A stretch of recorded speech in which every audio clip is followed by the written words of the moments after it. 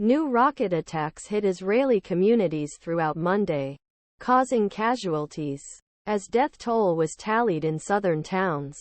The Israel Defense Forces launched counterattacks against Hamas terror group in Gaza, and Hamas threatened to begin executing hostages it captured from Israel. Rocket sirens sounded in more than a dozen Israeli communities, including the cities of Jerusalem, Tel Aviv, Darrow, Ashdod, Ashkelon, Rishon LeZion and Beersheba. Southern border towns were also brutally targeted. The violence came day after Israel officially declared a state of war, as the death toll from the massive Hamas attack rose over 900 and was expected to rise further, with over 100 people kidnapped. According Hebrew media reports, it is still unclear whether he was taken to the Gaza Strip. Magen David Adom Ambulance Service said paramedics treated a man in his 20s who was seriously injured by shrapnel from a rocket hit in the Arab town of Abu Ghosh, west of Jerusalem. Footage showed smoke rising from the Beitar Illit community south of Jerusalem. MDA said it treated 4 people injured the rocket attacks, including a 10-year-old boy in serious condition and 3 men minor condition. MDA said 2 more people were receiving treatment at an undisclosed location near Jerusalem. A woman in her 60s in critical condition and a man with minor injuries. In Darrow, a 50-year-old man suffered moderate injuries from shrapnel.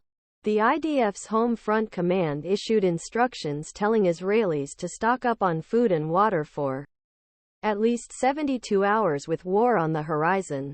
The campaign may be long. It is important for every family to ensure they have water, food, medicine and necessary equipment for emergencies.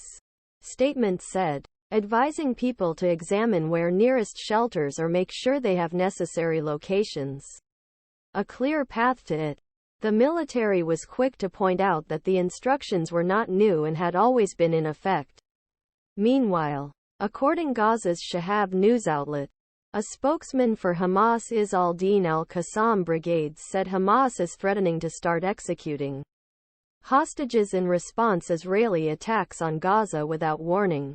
Ger Abu Obeida, a defense official, reportedly told Knesset members at a briefing earlier in the day that Israel does not routinely drop dummies on the roofs of targeted buildings to warn civilians to flee, as it has frequently done in previous rounds of fighting.